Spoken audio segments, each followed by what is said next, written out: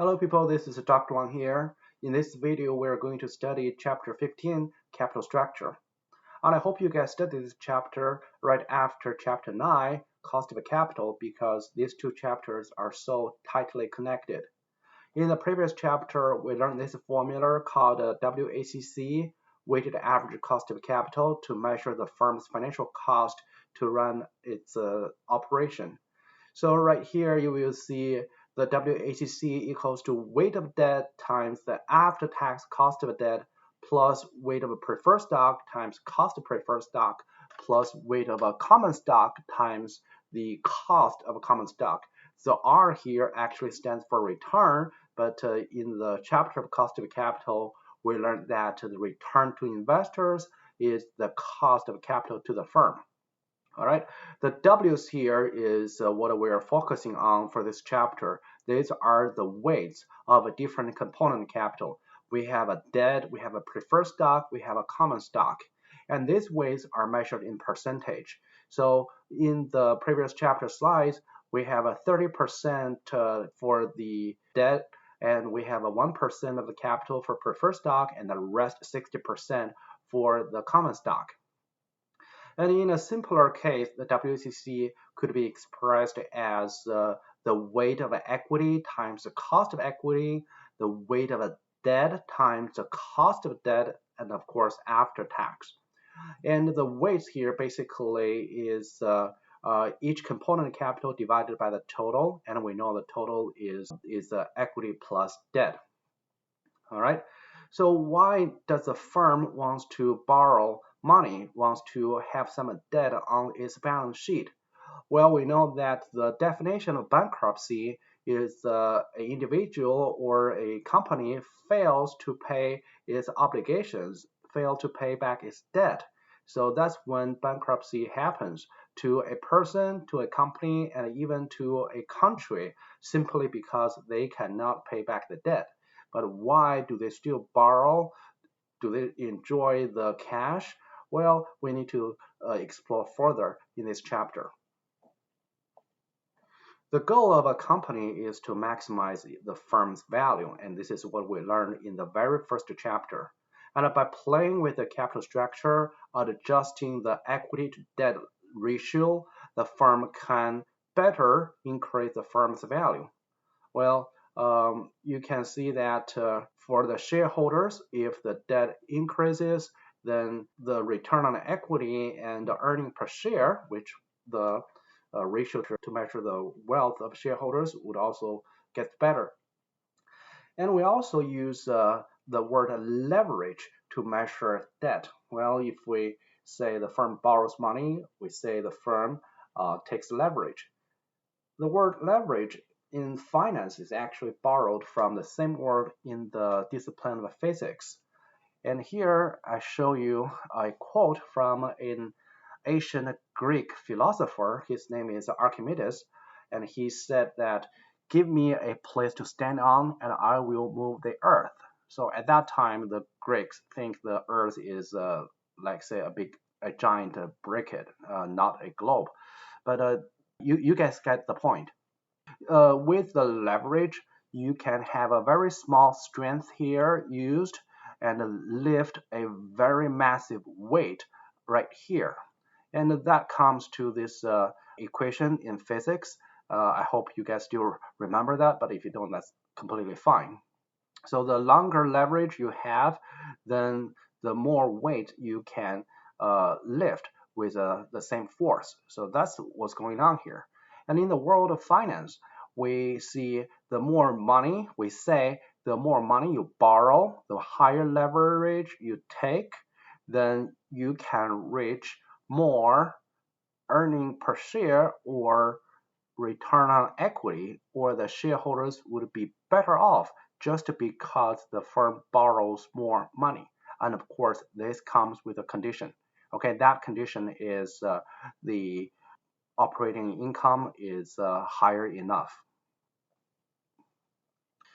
Well, we have two status of a company for comparison. So in the current structure, the firm has total assets of $20,000, zero debt, and it's fully financed by equity, so that's a zero debt to equity ratio. No interest paid because no debt, and there are 400 shares outstanding. Based on $20,000 equity and 400 shares, you can get the price per share is 50. 20,000 divided by 400. And in the proposed structure, the firm increase the level of debt, meaning it takes leverage. So the debt level here is 8,000. The rest would be equity, and you can see the debt to equity ratio is 2/3. The interest rate paid to the shareholders would be 8%, and the share outstanding in this case would be lower to get the same share price. Alrighty. So this is the basic structure for a unlevered firm and a levered firm. All right. So here we got three economic conditions for two status. We have a recession condition where the firm makes lower EBIT, and in the previous chapter we learned that EBIT is the operating profit. And the operating profit is determined by the sales and the operating cost, which are uncorrelated with the financial side of the company. So this is purely from operating perspective. No matter the firm takes leverage or not take leverage, no matter how much debt they borrow or don't borrow debt at all, they would get the same EBIT. All right. And according to different economic conditions, the EBIT would be at a different level. Okay, but still, no matter you get leverage or not, the EBIT is the same. And the net income is the same as EBIT because there's no interest, there's no taxes. And you can calculate the earning per share as the net income divided by the shares outstanding. The shares outstanding in the previous example, as given, is 400 for the unlevered firm. 1,000 divided by 400, that's a $2.5 per share. 2,000 divided by 400, that's $5 per share, and so on. And to get a return on equity, that's net income divided by equity. In chapter 3, we learned that ROE measured the profitability to the shareholders, and the shareholders' income is in this net income, and the shareholders' investment is in the equity. So if you use 1,000 net income divided by 20,000 equity, that's 5% ROE. If you use 2,000 divided by 20,000, that's 10% ROE, and so on. All right. So this is a basic layout for a unlevered firm or a company with no debt at all. And here we have this proposed structure when the firm takes leverage, when the firm borrows money. And of course, when the firm borrows money, they pay interest. The interest here is 8% charged on the $8,000 debt the firm borrows. No matter in recession, expected, or expansion conditions, the firm always pay the interest, no matter what. So the 640 interest payment will be deducted from the EBIT across different conditions. And the firm would end up with different net incomes for different conditions. And then if you calculate the earning per share, it would be different compared to the unlevered firm. So are the ROEs. So if you plot these ROEs or EPS on the same chart, all right. So for the firm with no leverage, no debt at all, this is a EPS, the earning per share, all right. And for the firm with EPS, with debt or levered firms, then this is the earning per share. And again, we use earning per share to measure the shareholders' benefits. And as you can see, when the firm takes leverage, all right, then the earning per share would be higher, all right, compared to the firm taking no leverage. But that comes with a condition. And that condition is that the EBIT, the operating income, is high enough. All right. So when the economy is good, it's good for the firm to borrow money, to finance with a debt, to use some leverage to boost the benefits for the firm owners or the stockholders. All right. However, there's also a disadvantage of a debt. When the economy is bad, when the operating income is low, taking debt, meaning the holders of the firm, the owners, would end up with less earning per share or lower ROE. This is like a double-edged sword. In your assignment, I have asked you to do a question like this. A firm has $20,000 worth of total assets. Its stock is $50 per share. And the operating income, EBIT, is contingent on economic conditions, as shown in this table. All right. So I'm going to ask you, what are the firm's EBIT? What are the firm's earnings per share and the return on equity for these three scenarios? Assume tax rate and assume a 30% tax rate. And this is for unlevered firm when there's no debt financing at all. And here I ask you, if you change the firm to a levered firm with a debt ratio of 0.4, meaning 40% of the assets is financed by debt, and an interest rate of 8%, what would be the EPS and ROE for the three scenarios, assuming zero tax or 35% tax? Okay, so essentially it's about solving for ROE for four kinds of firms. One is levered, no tax, levered, tax, unlevered, no tax, unlevered, tax. So four different conditions. So right here, this is the table I borrowed. I have already typed in the numbers in Excel. So let's first work on for unlevered firm. Okay, no tax. This is your first scenario. For the income statement, which start with the EBIT, the first thing you need to put is the interest and then tax, and then you get a net income. All right, and then you can calculate the earning per share and the ROE. Okay, so I'm gonna do this job 4 times, and this is for unlevered, no tax. Okay, so the interest is 0 across different economic conditions, and the tax is also 0. So your net income is EBIT minus the interest minus the taxes. Okay, still the same.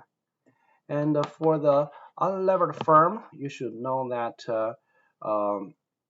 you need to solve for the number of shares. And for unlevered firm, the equity is 20,000. For the unlevered firm, the total assets is $20,000. So that means the equity is also $20,000. So you can calculate the equity, which is 20,000. Okay, use the format painter. Okay, and then you have the stock price, and that's the $50. And then you have the number of shares.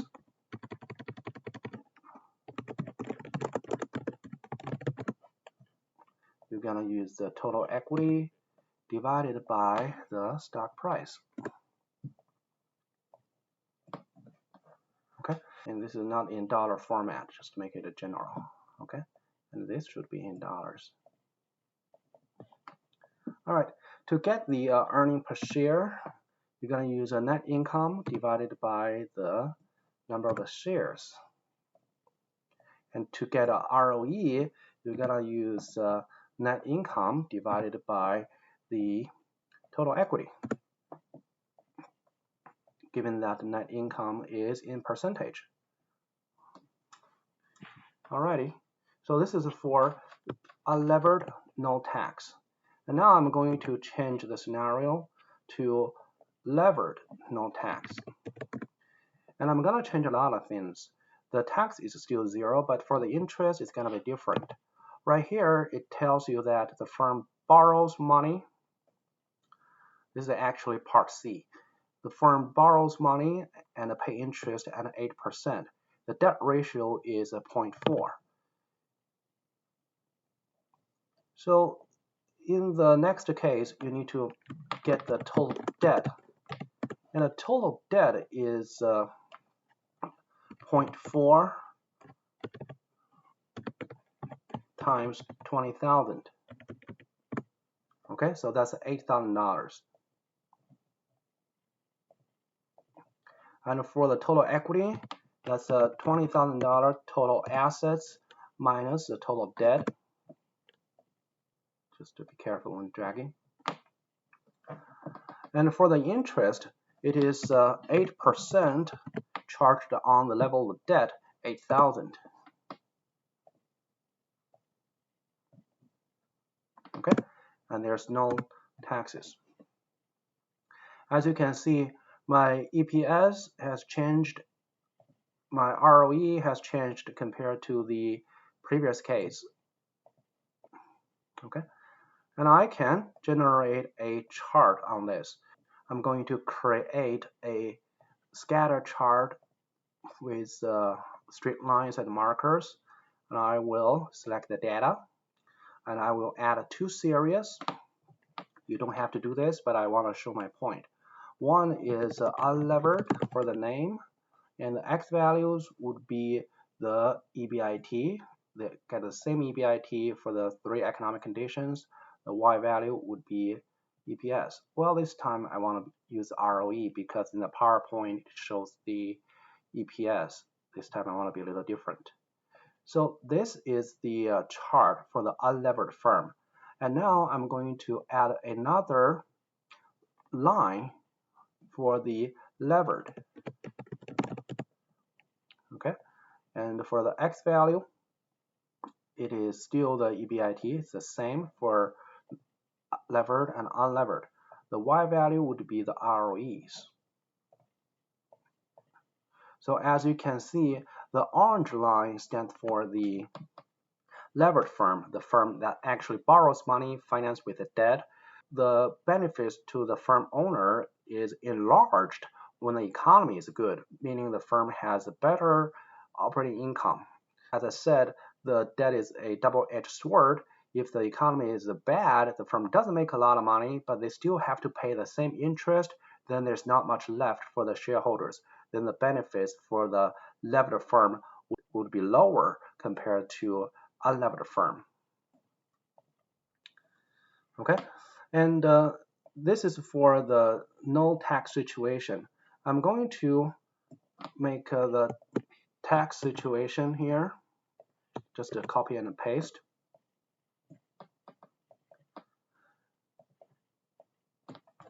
Levered with tax, and the tax rate is 35%. I'm going to use 35% times the EBIT to get my tax. As you can see, a lot of number has changed. Okay, so this is my tax across different economic conditions, and then you will see my EPS changed accordingly. So are my ROEs. And right here, I'm going to do this for the tax rate, 35% times the EBIT minus the interest.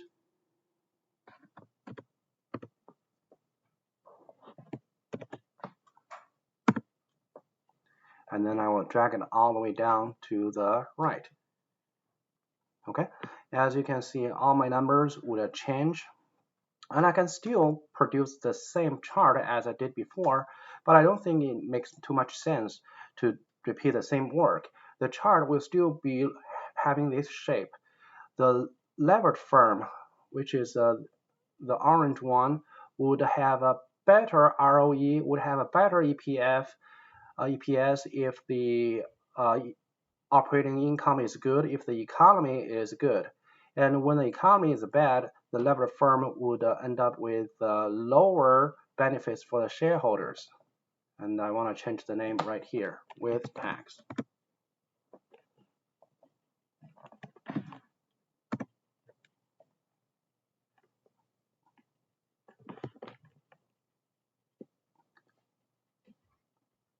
And at the end of it, I want to add some items. I want to say what is the benefits to the shareholders. Okay, just say stockholders. And what are the benefits for the debt holders? The stockholders' income is just measured in the net income, as we learned in the previous chapters. And for the debt holders, their income would be measured in the interest expenses.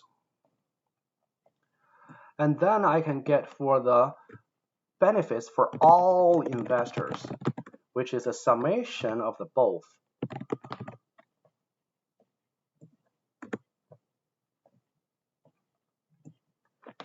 So right here, you will compare the benefits to all investors for the firm with leverage and for the firm with taxes. And also, you're going to compare this to the benefits of equity holders only with taxes. Okay, oops. With taxes. So you can see that, let me just copy and paste right here. It's just to copy the numbers. And this is just for the stockholders. And this is for levered.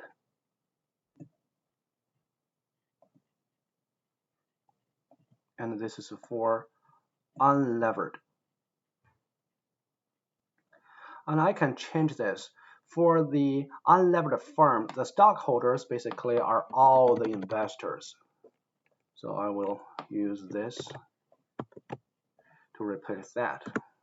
Okay.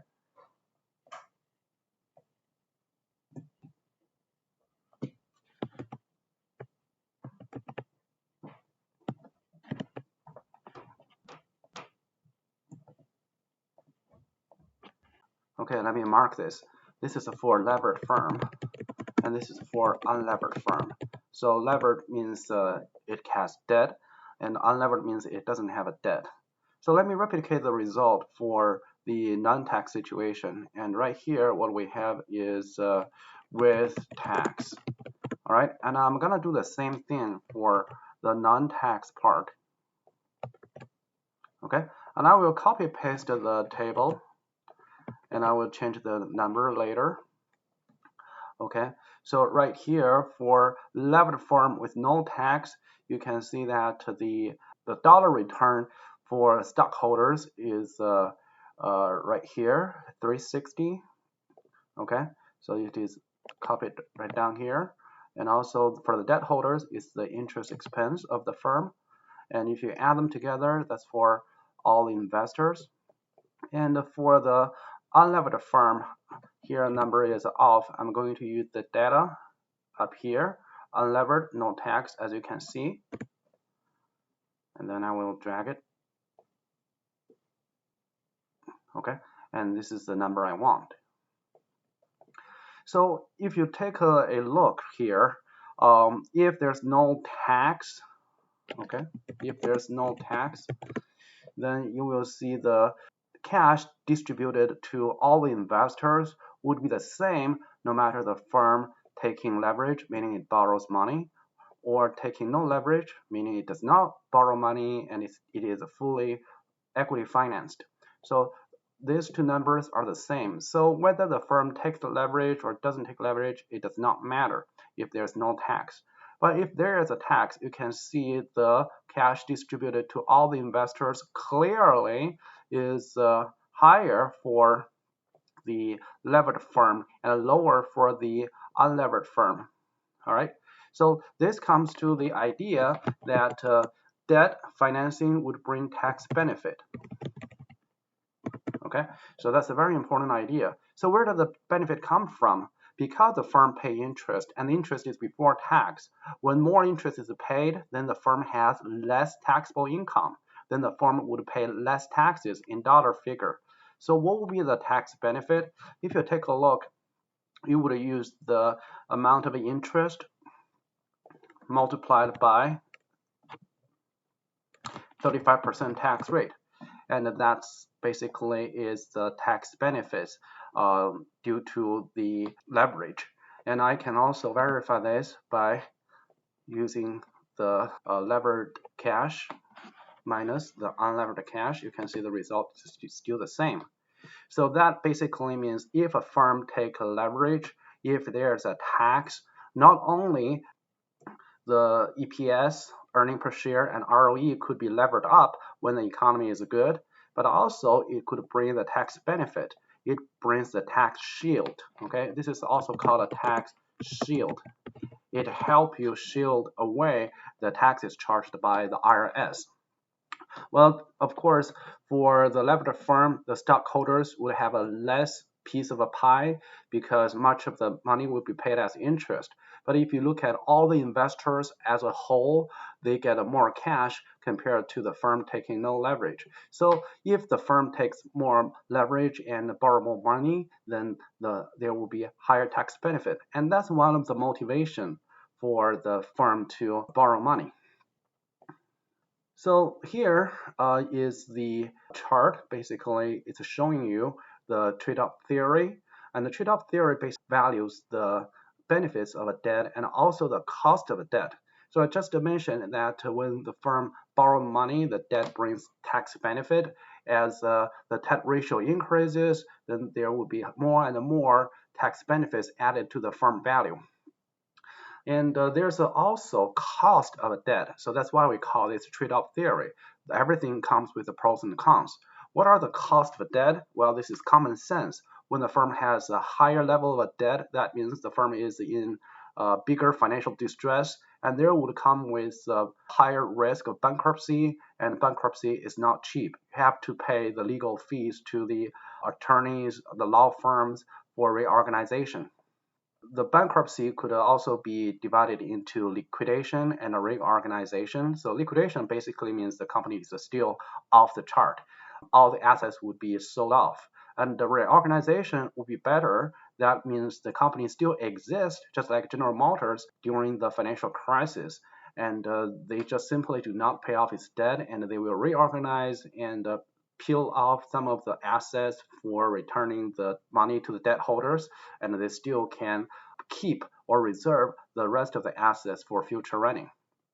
Okay, and for bankruptcy, there is a direct cost and indirect costs. The direct cost, as I mentioned, would be the legal and administrative costs, and the indirect cost would be the firm impaired ability to conduct business. And that's very easy to understand. So if the firm is in financial distress, it doesn't have a lot of cash in the hands, then they couldn't pay off their working capital, pay their suppliers. That jeopardizes the firm's business. And there's also agency cost.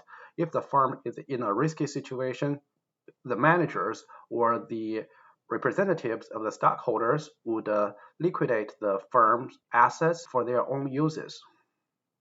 And if you are interested in this part, you can take a more advanced level class in corporate finance. All right, debt holders, they are also smart. They know that their benefits have to be protected. So when any debt is raised or any money is lent to the firm, the debt holders would design protective covenants. And these covenants would regulate the company, restrict the company from wasting money at the sacrifice of debt holders. For example, in the covenant, the dividends payment to the stockholders should be limited. Okay, they cannot just borrow money and use the same cash to pay a one lump sum dividend to the stockholders.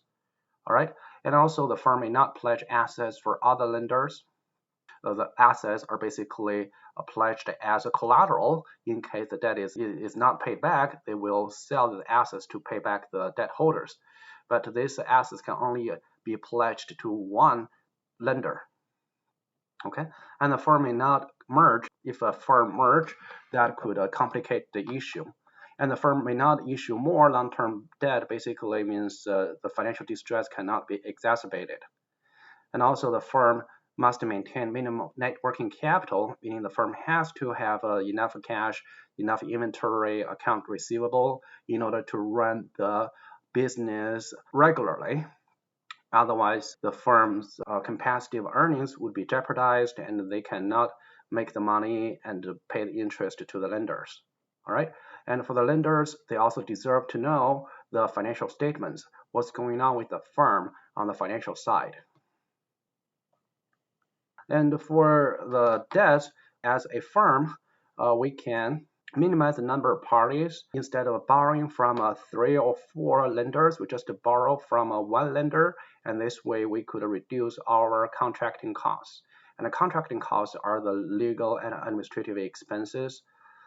And also, and remember, there is a monitoring costs. Monitoring costs incurred when the lenders try to watch the company to make sure the companies are not doing any of this, and that cost would be bared by the company. Here are some empirical supports for our theory. So as I mentioned, the firm would consider the benefits and disadvantages of debt, and they could get an optimum level of debt where the firm value is maximized. As you can see, the blue straight line indicates the value would be higher if the debt ratio gets higher. It's because the tax benefit brought by the debt. And also when the debt gets higher, the cost of a bankruptcy would come playing a role. So if you combine the benefits and the cost, there would be an optimal level of a debt. So that means at this point, the debt cannot be too high, otherwise the cost of bankruptcy would be there. It cannot be too low, otherwise you don't enjoy the tax benefit. All right, and some firms just behave if they have the optimal leverage, optimal debt ratio. Okay, it's the same thing. And for the firms with the tangible assets, they tend to borrow more. The tangible assets, as I mentioned, are the pledgeable assets, which could be used as a collateral to borrow money. And when you have more collaterals, definitely your debt capacity is higher, then you should borrow more.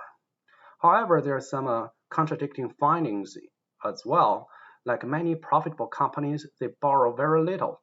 Some profitable companies like Microsoft, like Facebook, they have a huge amount of tangible assets, but they borrow very little. Okay, and also in general, the debt ratio is not that high as it was years ago, as it is today. So what's going on there? Now let me introduce you another theory. It's called a pecking order theory. So when a firm tries to raise capital, try to find the money, they would not think debt as the very first resource. Instead, they would use internal equity as the first choice because internal equity has no cost at all. If there is a debt financing or external equity financing, like issuing stocks, no matter common stock or preferred stocks, they have to pay investors interest or dividends, and that's the return to the investors, and that is also cost to the firm. And if the firm is using internal equity, which means they use their own retained earnings, the money saved from years and years of operation, and those are net income minus dividends, so this saved money would be called internal equity. And when the firm is using its own saving, they don't have to pay any investors any money. All right, so here is the pecking order. The internal financing would be the first choice, and then they would issue debt before issue equity. Think about that. To an investor, if they're looking at investing in the same company, but they can either invest in debt, which is corporate bond, or invest in the common equity, which is a company stock. Which one is safer for them? The answer is debt is safer for them because there's a covenant, there is a guaranteed coupon payment and a face value. The firm has to pay those cash flows unless the firm, in the worst case, get default, which is unlikely to happen. It's not that highly likely to happen compared to stocks. All right, so debt is safer. Therefore, the debt investors would not require too much return when the risk is low. In contrast, for the stock investors, you know the stock market fluctuates every day. It has a lot of volatility, and definitely the stock would be riskier than the debt for the same company. Therefore, the stock investors would require more return. So if the firm issues stocks, then they have to pay higher return to the investors than the return they pay to the debt holders. Okay, so the pecking order basically implies that the internal equity comes first, and then debt, and then external equity. And sometimes financial slack is valuable. So that basically means the firm is better off financially if they don't issue stocks, if they don't issue corporate bonds, they just don't go to the capital market for financing, they just use their own savings from the profits of years of accumulation. Okay, and that basically explains why the profitable firms borrow less, because they have saved a lot of money from their net profit, so they can use that money to finance their project instead of borrowing money from others. And compared to the trade-off theory, we can see that the pecking order theory suggests that the debt ratios depend on the size. Larger firms have more debt, and that's very intuitive because larger firms have more assets as collateral. And if they have more tangible assets, then the tangible assets actually are more suitable to be the collaterals. And if the firm has higher profitability, then they would have a less debt. As I mentioned, higher profitability means more internal capital. And also the firm has high market to book ratio, they tend to have a lower debt. It basically means the firm stocks are overvalued. They can just issue stocks to collect the capital in substitute of debt financing. So this evidence suggests both theories, trade-off theory and pecking order theory. I would say the pecking order theory is a good upgrade of the trade-off theory because in the pecking order theory, it brings the role of internal equity before debt financing is considered. And most corporations have a low debt assets ratios, as I mentioned earlier, and they don't really completely utilize tax shelters. So if you consider the profitability perspective, then you would understand why this is happening. And also you can see that the changes in financial leverage affect firm value. The stock prices increase with the leverage and vice versa. And this is consistent with the demonstration I just showed you. If the firm borrows money, then the value to total all the investors would be higher compared to the situation when there's no borrowing at all. This idea is founded by Dr. Miller and Dr. Modigliani in their economic research work, which helped them win the Economic Nobel Prize. We just short it as MM theory. And another interpretation that firms signal good news when they lever up. If they borrow money, you need to think from whom they borrow the money from.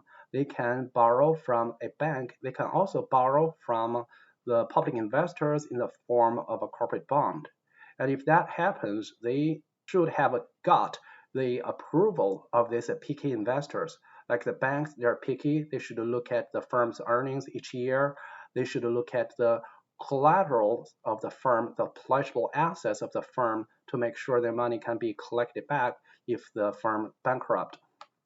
If that's the case, then having borrowed more money would be a good news for the firm because the bank approves the firm's financial health, and that also applies to corporate bond.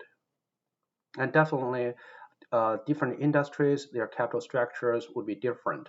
For the pharmaceutical industries, which is more riskier than other industries like retail industry, then the capital structure would be lower, meaning they have a lower debt asset ratio.